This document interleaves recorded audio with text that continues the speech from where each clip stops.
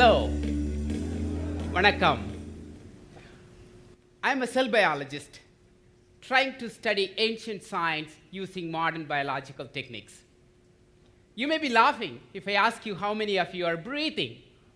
I certainly hope you all are. But do we really pay attention to how we breathe? Do we know how to regulate our breathing? Because regulated breathing has a lot of health benefits. There are so many ways to regulate breathing. Yogic breathing, or pranayamam, is just one of them.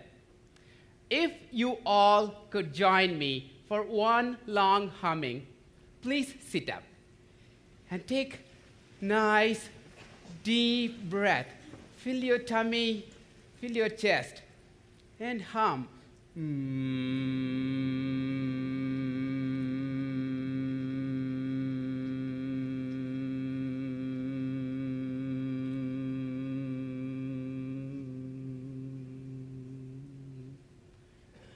Thank you. Isn't it wonderful? Now you learned one yogic breathing technique, and you're one step closer to your better health. By the end of this talk, I will convince you that yogic breathing is good for health. I'm from India, from the state called Tamil Nadu. We speak a language called Tamil. Tamil is also an ancient culture and civilization. We practice a natural medicine called Cittar medicine. I was born in a small village called Karambakudi. My grandmothers were medical practitioners. We practiced Cittar medicine. My grandmothers were midwives as well. They help young women deliver babies and take care of their young infants. Our grandfathers were medical practitioners as well. When I was little, my father and uncles would teach me yoga.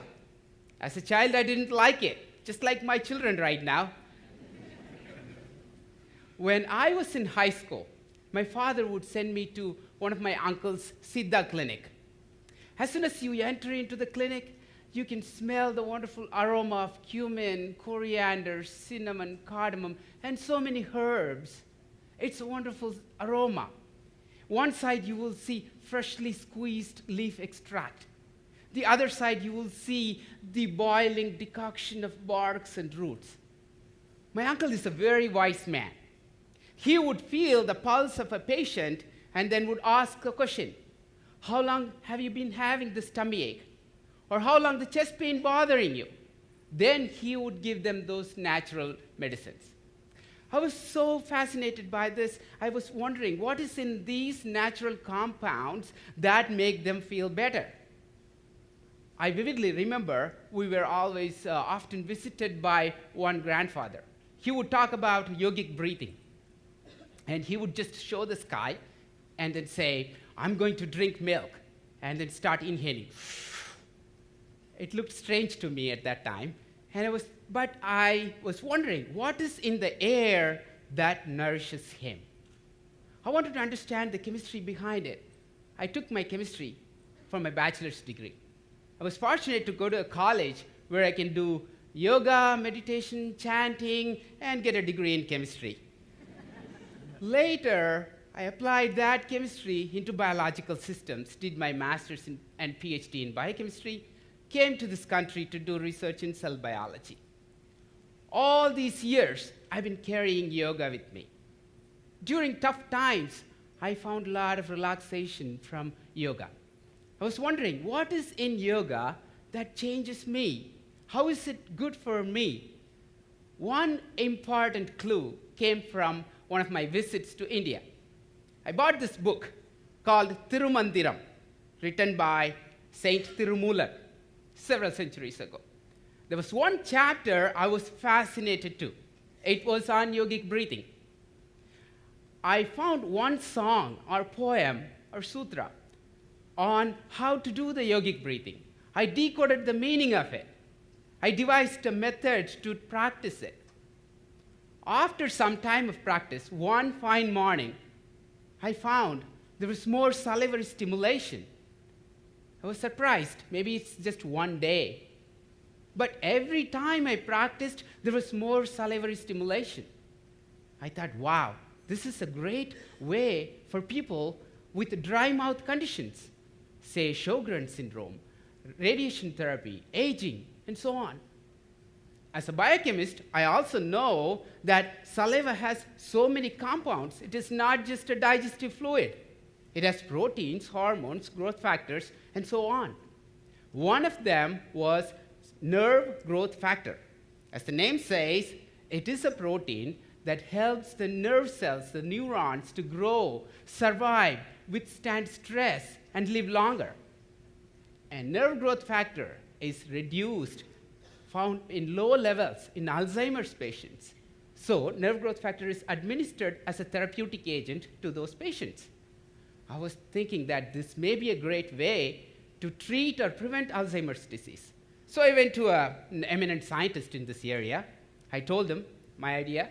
He said, I like this idea, I trust you, but I want to verify. You probably are familiar with the term, trust and verify. So I went home, did the yogic breathing exercise, brought the sample to the lab, tested it. Yes, there was more induction of nerve growth factor. Or maybe it's just me. So I called my son, 10 years old by then. I asked him to do the exercise, and he looked at me and said, you want me to spit in this tube? You! Well, that's what fathers do to the children. He did the exercise and gave me the sample, and then I tested it. Yes, there was more nerve growth factor in his sample also. Then I conducted a clinical trial. One group of people with control, one group of people doing the yogic breathing exercise. Now I have a name for the yogic breathing exercise, Tirumular pranayama. So those people who did the yogic breathing exercise had more nerve growth factor. It's a proof of principle. Not only nerve growth factor, we found later 22 different proteins, growth factors, hormones, and those are involved in various conditions, including cancer, immune response, stress, and pain. We are so thrilled by this finding. You may be wondering, what is there in the spit that is going to make me better, right? This is my proposal. So yogic breathing stimulates salivary secretion, and the saliva the compounds or the principles in the saliva, say nerve growth factor or several other factors in the saliva, can be transported to the central nervous system through specific transport mechanisms, or it can be absorbed into the bloodstream and available throughout the body, or it can just stay there in the oral cavity to help us fight germs.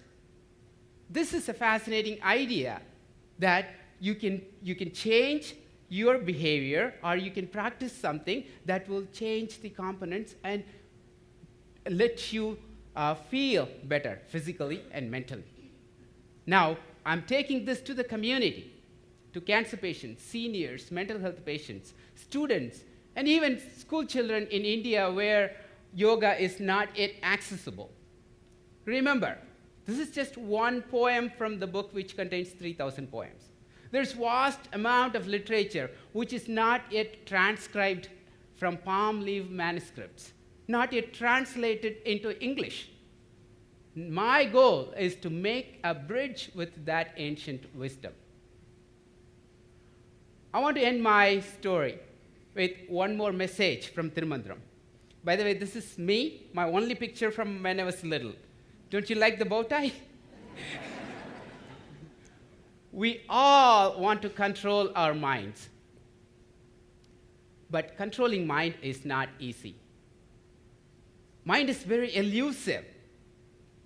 As the Eastern philosophy puts it, mind is a monkey. It's not a normal monkey. It's a drunken monkey stung by a scorpion. It's crazy. We cannot control it. But Tirumular says there is an easy way. Mind cannot travel on its own. Mind needs a vehicle. Mind is using a horse. That horse is your breathing. So if you want to control the mind, the rider, you have to control the vehicle, the horse, the breathing. So, controlling the mind is possible by controlling the breathing. Therefore, whether you sing, chant, or hum, or practice sophisticated yogic breathing techniques, mind your breathing. It will improve your health. Thank you. Vanakkam.